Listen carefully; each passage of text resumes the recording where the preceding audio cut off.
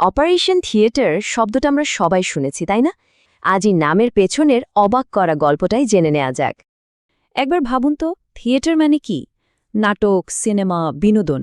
আর operation, সে তো জীবন মৃত্যুর লড়াই, তাই না? তাহলে এই দুটো শব্দ এক হলো কিভাবে?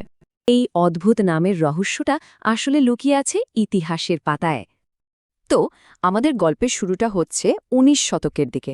১৯ শতকে কিন্তু বড় বড় অপারেশন আজকের মতো এমন বন্ধ প্রাইভেট রুমে হতো না, বরং এটা হতো একটা বিশাল খোলা একটা রুমে।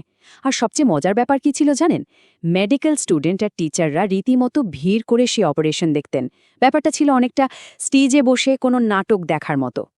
একদম মাঝখানে কাজ করছেন সার্জন, আর তাকে ঘিরে সিঁড়ির মতো ধাপে ধাপে বসার জায়গা, যেখানে বসে আছেন ছাত্ররা।